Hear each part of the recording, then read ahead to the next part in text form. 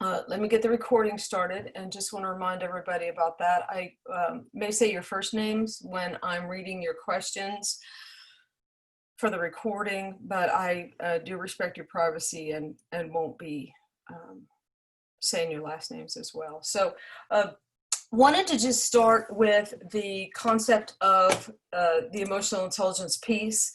And I want to just say we all have some level of emotional intelligence. The question is, where are we at, and how is it or is it not serving us? And, right now, I don't know about y'all, but yesterday was really prickly for me. It was a very prickly day. I felt very on edge. I felt very emotionally triggered, just silly things. And I, luckily, because I've done this for so long, I could tell. And but I know that some of you out there have not done this for a long time. Another thing I made a sticky note about, I am not the expert on this, and I will be directing you to people who are experts, but there is a lot of conversation about the empaths, the empath piece. And so I'm going to be sure, I don't know if that helps y'all see me better or not, going to be addressing the empath piece in terms of what I understand, but not today. Today we're talking about emotional intelligence. So the thing I want to be super clear about, and let's get started. Let me pull up the presentation. I'll be in the top right hand corner, but I want y'all to be able to see. Let's start with, I am not a medical doctor. I am not a licensed therapist, counselor, psychologist, or psychiatrist. I am extremely proud to say that I've spent quite some time getting my master coaching certification, as well as some niche certifications in emotional intelligence and spiritual development. But if you are under the care of any licensed professional, you must remember that no matter what you hear here, or what you hear me say here, these are general guidelines. Everybody needs to follow what their physician says. Don't start, stop, or change any treatment plan, medications without talking to them first. Each of us has to follow our own path. And so I'm trying to give some general guidelines in terms of how I think I can share information with you that will be helpful. So there's that. So what's emotional intelligence? Let's be super clear. It's really, I'm trying to make things as simple as possible, as easy as possible to understand. It is about two things. It's about recognition and it's about management. And so that means that you recognize your emotions, you can name your emotions, you can dig in and you can figure out where they're coming from. And if you don't know where they're coming from, you can at least say, well, this is what I'm feeling. I'm not quite sure why. And then it's about management. It's about managing your emotions, but it's also about recognizing and managing the emotions in other people. We, right now, are an extremely triggered society. Now, I'm going to pause and go down a very short rabbit hole here. Quantum physics will tell you that we are all made of energy, matter and energy. And electrical impulses are what drive our brain, they're what drive our heart. And I believe that's what's happening. What is happening is that we as energetic beings having a spiritual experience are beginning to feel our emotions more deeply. If you were not aware of your emotions before, you are now aware of them. You may have been aware of your emotions, been empathic, been a highly sensitive person. It is triple, quadruple what it used to be. If you are not prepared for that, if you don't like what you feel, if what you're feeling is a lot of guilt, they're calling it Christ consciousness, which is energy that's coming in that's making you aware of the mistakes you've made, the karma that you need to make right. Some people aren't ready for that. The point of all this is some people, that's why I believe some people are actually going nuts right now. But this workshop is to help you get a grip. It's to help you begin to understand not just what's happening, but how it's happening. The energetic waves that are coming into our solar system and are bombarding our earth are raising our consciousness. And it is making you more painfully aware of how you feel and how others feel. But emotional intelligence at its core is about two things: recognition of what you're feeling and management of what you're feeling, and then recognition of what others are feeling, and management of how you respond to them. You can't, this is none of this workshop, none of the series are about how do you control other people. We give up our control every day. Oh, you made me mad. Oh my gosh, I can't believe you hurt me like that. Well, stop it and start saying, ah, wow, what's that about? Why am I so angry when that happens? Why am I so hurt when that happens? And then you take control of it. You're no longer the victim of what's happening outside of you. The other thing is that it's about recognition and management of your responses. So not just about what you're feeling, but it's about also how you're responding. Now, this is the fun part. You may see yourself here in the low emo IQ side. Don't run away from it. Don't run from the pain. Lean into it and say, oh, that really does sound like me. How can I fix that? How can I help that? There is not a damn thing wrong with any one of you other than you don't know what's happening to you right now. And as I'm showing you these things, you can begin to retake your personal power over your emotions and over what's happening in your life, and then begin to exert your control, your power, your light, your shine on making it better. So, low emotional intelligence is showing up in your life right now. You feel aggressive, demanding. It's all about you. Nobody cares. You're bossy. Why can't people just all do what I want? This is my thing. Why can't they just do what I say? I know the way. We all feel confrontational. I swear to you, just so you know that I'm feeling some of the same things you're feeling. I'm trying to meditate last night right before I go to sleep. My husband's already asleep. I'm just quietly trying to simmer down. And right in the middle of it, he makes this big noise, snory noise. I don't know, grunt, turns over. And honestly, I turned to him and I was inches away from saying, oh, for Pete's sake. I mean, that's how edgy we're all feeling right now. And my emotional IQ at that moment was very low. But it's also showing up in that it's hard to focus. We're easily distracted. We might be flippant.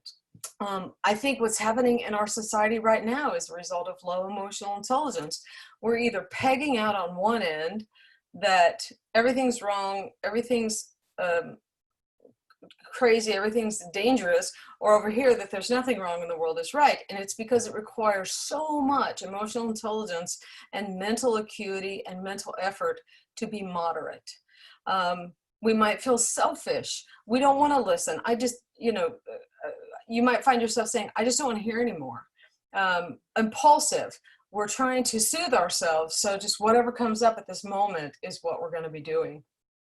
You may feel resistant to change.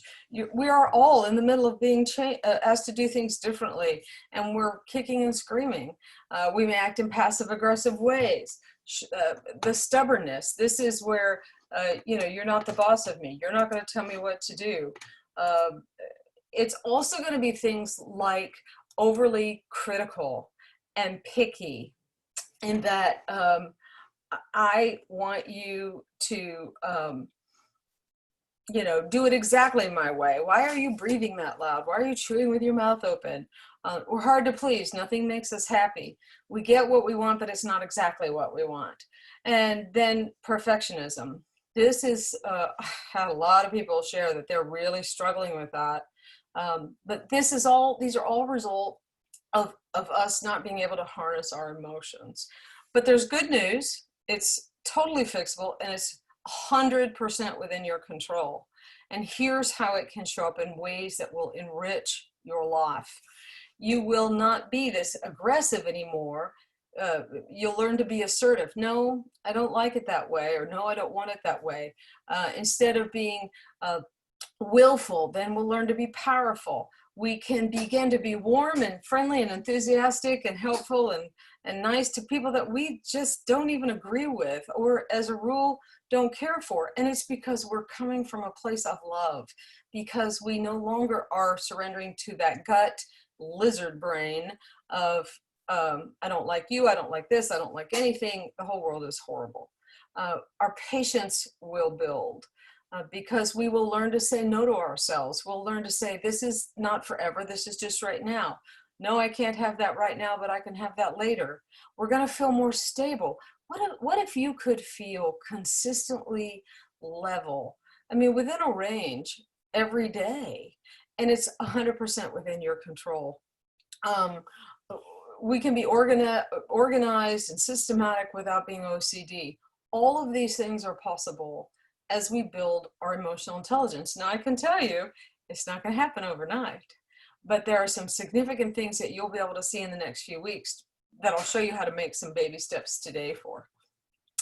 So why does it matter? These are some real life impacts that you're going to see. Self-management, which also includes self-discipline, the ability to say no. If you've put on the COVID-19, you know, the 19 pounds or so from being in containment for so long, it is possible to begin to understand where that's coming from, that you're self-soothing, that you're not able to say no to yourself. Emotional intelligence will help with that. Improve communication. You're going to realize that silence is sometimes the most powerful and loving thing that you can do. You don't have to win every battle or make every argument. You'll also be able to manage the anger and the frustration when it comes up.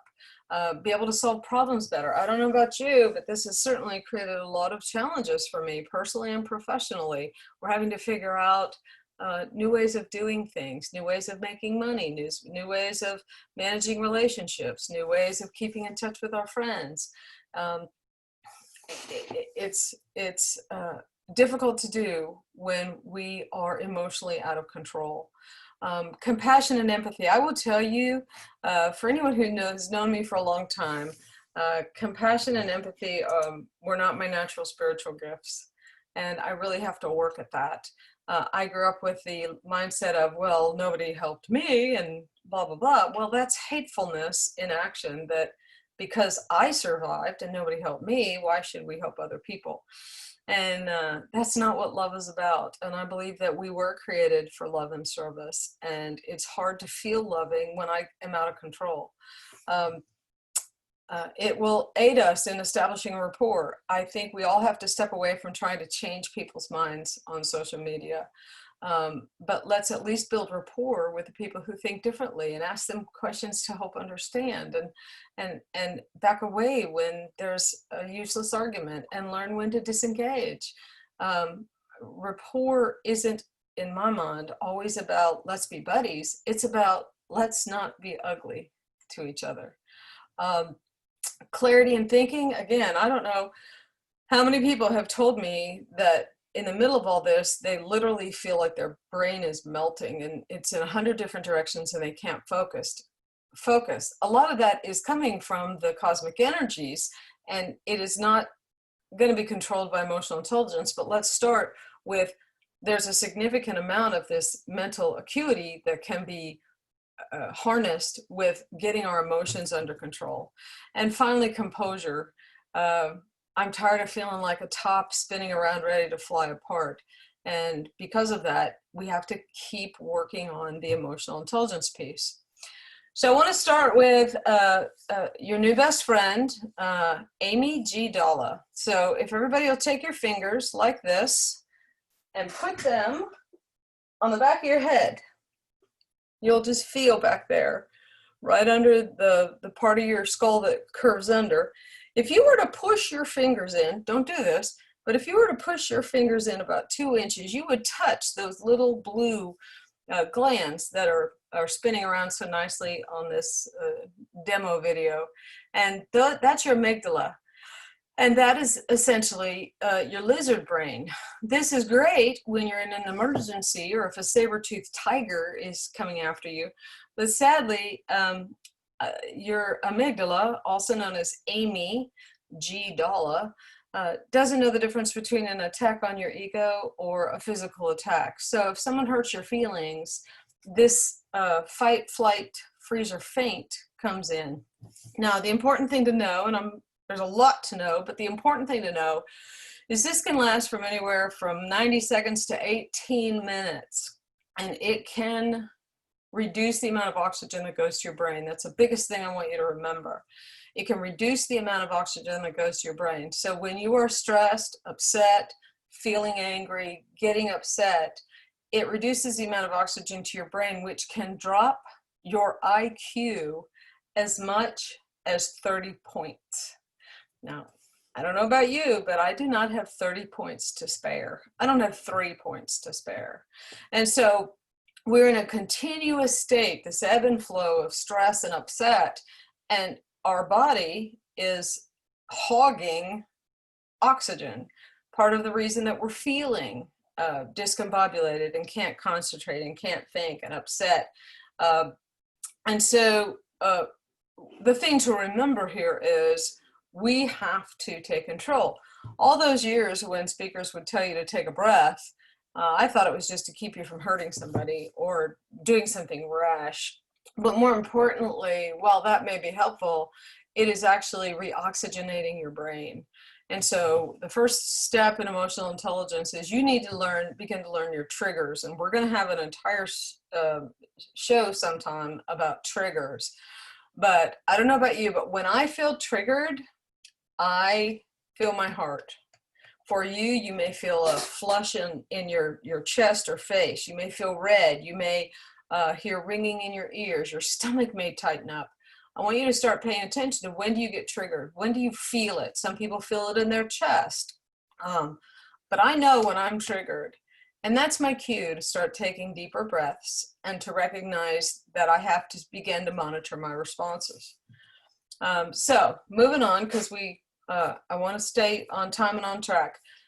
There are 4 areas of emotional intelligence that are absolutely critical for you to begin to master. The first one is self-awareness. The second one is self-management. The third one is social awareness. And the last one is relationship management. This chart, I can send it, you can message me and I'll send it to you separately, or it will be part of the recording so you can pull it up and just look at it later. These are some action items for you under each category, but there's so much information in this particular workshop that even though we could spend a lot of time on this, I'm not going to. But these 4 areas are super critical. So we'll talk about the first one. The first one is your awareness. And this is your ability to know what's going on right now. And I'm going to give you another tool later. It's called a feeling wheel. And I keep it handy, although I can't reach it right now. It was made by Dr. Gloria Wilcox. And this self-awareness piece is when you are triggered and when you start feeling something, our first reaction is to blame somebody else. Oh my God, you made me mad. Oh, look what you did. Look what you did. You hurt me. You upset me. But the other thing that I want you to remember is you are 100% in control of what happens next. My big thing in coaching and in life is what happens next. There's so much we can't control, but we absolutely can control what happens next. So you're feeling something. What is that?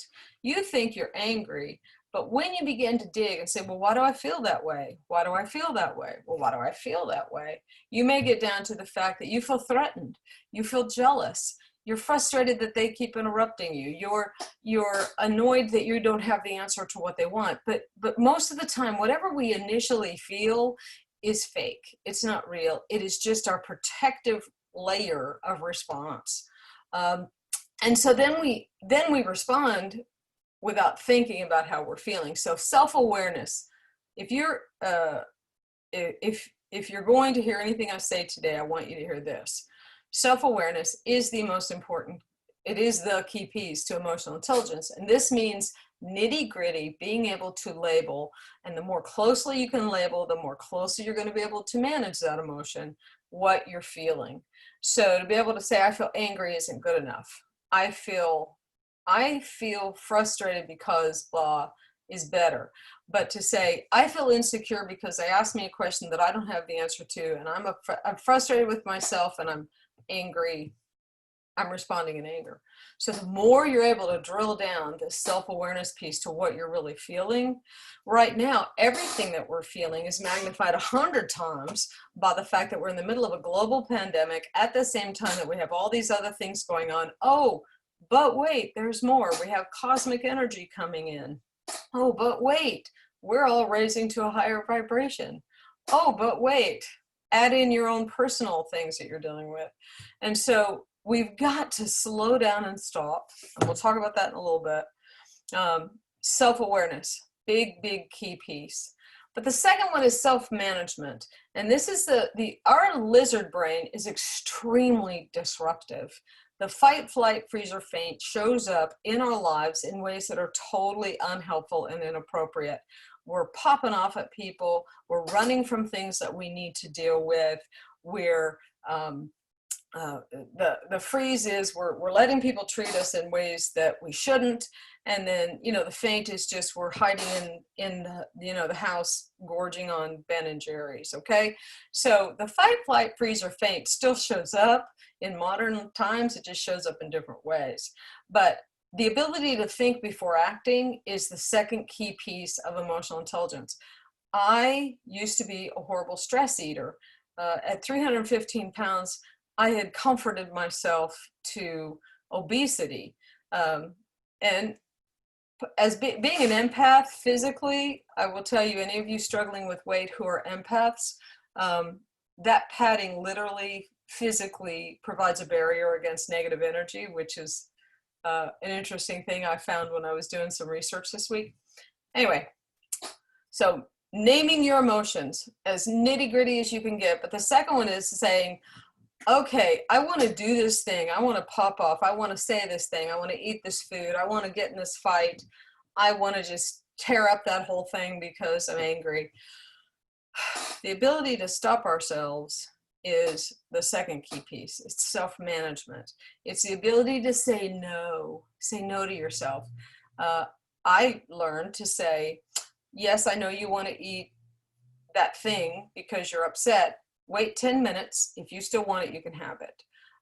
Sometimes I did still want it in 10 minutes, but I at least disciplined myself to wait. And sometimes in 10 minutes, it was like, yeah, no. So big deal there. The third one is relationship management. A lot of people are struggling. Luckily, some are not. But what ends up happening right now, again, I'm talking about right now in the middle of all the things that are going on. If you are acknowledging and aware that you're feeling this way, you're also watching yourself sabotage relationships, and you feel out of control. But again, it goes back to that initial identification of what you're feeling and that initial pause. And if you've already done some sabotage, it's just going to be the sucking up and saying, you know what, I shouldn't have done that. I need some space to figure out and get a grip on my emotions again. But honestly, as you build this, you can almost get along with anybody, even right now, by learning how to manage your responses. You don't manage them, you manage you. And then finally, the social awareness. We don't have that right now because we're not really out in society. So it's a digital social awareness, all right? But all these things apply. And so I'm going to talk about them a little bit, but not so much. We'll have to talk about more. We'll have to talk about it more later. So the what we're finding is that what is being found is that we're getting on social media, feeling angry, looking for someone to take it out on, or we're feeling needy, looking for someone to meet our emotional needs, or we're feeling we want validation, so we're looking for people to validate us. All of these things can come from within us, but we are not socially aware of our needs for that. The other things are listed here, of course, is when we're in proximity to other people, is understand their nonverbal signals. Again, I'm not going to deal with that right now. But people have basic emotional human needs, and that's part of emotional intelligence, is understanding that everybody wants to be validated. Everybody wants to feel heard. And so we're engaging in interactions with people only thinking about what we need. And so part of emotional intelligence is helping other people get what they need. You can still have a conversation or a disagreement with somebody and acknowledge their point of view without accepting it. but we have such a bifurcated view that it's all or nothing, and that's low emotional intelligence. And so anyway, again, because we're not in social situations so much, I want to talk about some other things.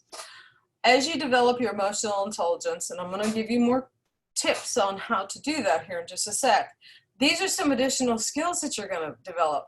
No matter how you feel, what if, no matter how you felt, you would be able to think clearly and make good decisions? What if that you would be able to be open to new ideas that aren't your own without feeling like you had to be emotionally involved with them? What if you were able to say no to yourself? And sometimes saying no to yourself means you're saying no to taking on new things, or you're saying no to doing housework right now because you need to sit down and eat a bonbon and watch TV.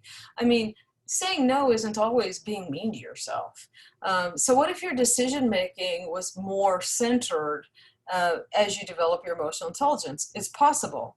And finally, again, we'll have a whole session on stress management, but emotional intelligence fuels your resiliency. It gives you the capacity to be able to step away from a situation and say, okay, what needs to happen here?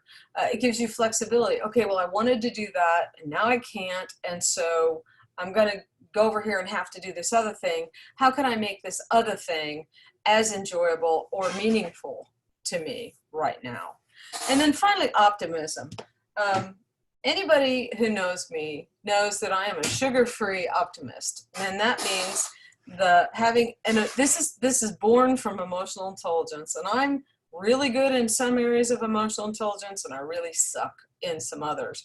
But the one thing that I'm able to say is, this situation sucks. This hurts. I can't figure out how we're going to get out of it. But by God, I'm scrappy and I'm smart, and I have, friends and family, or I have ideas, or I'm gonna figure it out. It's the ability to say, yeah, this sucks right now. It isn't, oh, life is great and glitter and rainbows and unicorns. It's recognizing that in a difficult situation, I'm gonna find a way out. Okay. So here is Dr. Gloria Wilcox's feeling wheel. So I'm going to go through this shortly. If you want a copy of this, all you have to do is message me for it. You'll have to message me because I realize the way Facebook has set up the comment thread, I miss people. So if you want this, message me on the Sarah Says page, please, and I'll send it to you through Facebook unless you want it through email. But if you'll look at this, you can start from the outside, like we'll take the pinkish red, which is angry, all the way on the outside, it says annoyed. Well, okay, so I feel annoyed right now. And then you can move into the next layer, and it has a whole bunch of different things, and it says bitter. Well, so maybe I'm annoyed because I feel bitter about something you did, and it's coming out as angry. But then if I know deep down by digging exactly what it is that has made me feel this way, then I can begin to address that. So I will be happy to give you a copy of this. And then finally, this is the end result of building your emotional intelligence. What if you could be curious instead of combative? What if you could truly and honestly say, I don't agree with you at all, but I'm curious how you got there. We are in a time where if I disagree with you, mask, no mask, virus or hoax, which president, pick a topic, and we have both sides. But what if instead of saying, I hate you because you don't agree with me, we were able to say, wow, I feel in my body, just how differently you and I think, but I'm curious, how did you get there? In the first response you get from someone, you'll know if you'll be able to have a civil debate. And if it's not, say, wow, well, thank you for explaining that to me, and then walk away. We'll be appropriately assertive. What if you were able to say no to other people, or, no, get out of my space, or in nice ways? What if you were able to set healthy boundaries? This comes from emotional intelligence. You become more coachable. That means people can tell you things that you don't think it's because you're horrible or they hate you or, oh, you're just so stupid. but you're able to say, wow, okay, that's something nice. I'm glad I learned about that. And then you can see the other things. So what I want to do now is we're going to move into the Q&A part. And in the Q&A, I'm going to go to the Facebook on my other computer here. And as you have questions, I'm going to scroll back through and see if anybody had any questions while I was doing the presentation. But if you have any questions that you want me to address about something specific you're going through, some feeling you're struggling with, some circumstance that you're finding occurs over and over, that's the kind of thing that I'm here to help you for in this Q&A session. So I'm going down here, and Mary Elizabeth talks about her limbic system was damaged due to childhood trauma. Okay, this is super interesting.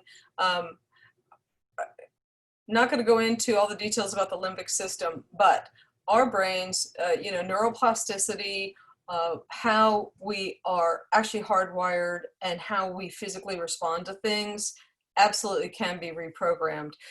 NLP, which is neuro-linguistic programming, is one way that we can learn to reprogram our brain in how we respond to things. But the other thing is there's a lot of cognitive programming that can occur. The thing is and again, in a little short time, we have to begin to notice the patterns. And so the first thing is as we see how we're responding to a certain situation, whether it's an emotional response, a physical response, some of the cognitive response that we're having, we have to begin to track those patterns, and then we see what the triggers are. And then we have to go back and address the original trigger.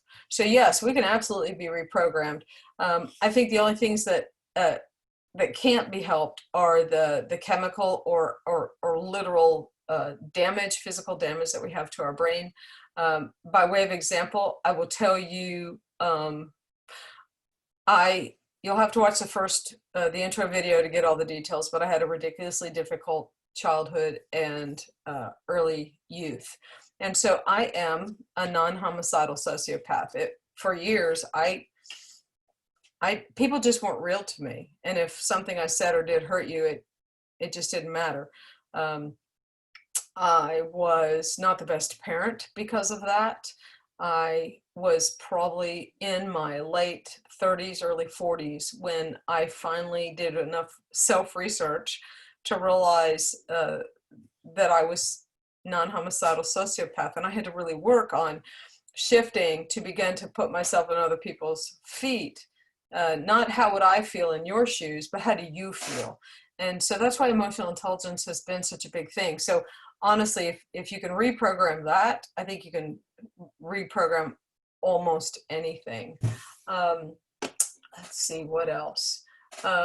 Laura asked, yes, Laura, I will absolutely be posting. These videos will be live not live, be recorded on Facebook, and then we're also going to be posting them on YouTube. So if you have a smart TV and you want to see me on a 60-inch screen, you can definitely watch it that way. So Janie commented about relationship management, and no question. So it's about, I'm going to give you all a couple more minutes to see if you have any more questions. But I am just grateful. I will tell you what the next session is going to be. And let me get my, fancy little, all my papers that are spread out everywhere. So the next session is next Wednesday, and it's going to be how to be good to yourself, which is more than bubble bath and bonbons. But it's going to be talking about self-care. It's going to also be talking about, did I miss one? Oh, I did miss one. We're going to be talking about gratitude next week. So the 15th is about practicing gratitude, but it's how do we say yes, please to the universe. And, the thing to remember is there's going to be a big spiritual component to this. I've said it often, we are we're spiritual beings having a physical relationship. And gratitude is how I believe absolutely and wholeheartedly we connect with the universe. And so anyway, I don't see any more questions. So to wrap up today, I will give you the feeling wheel to help you begin to identify what exactly it is you're feeling, because the more specifically you can identify what you're feeling, then you can more accurately address that. And then the second thing is to remember that the live video will show the charts and graphs that I had in this PowerPoint. So I will not keep talking just to keep talking, and so I don't see any more questions. And so I appreciate all of you for being here today. And if you have any questions or comments after the live feed is over, you're welcome to post them and I'll answer them in the thread. So until we get together again, my friends, you have been zinced.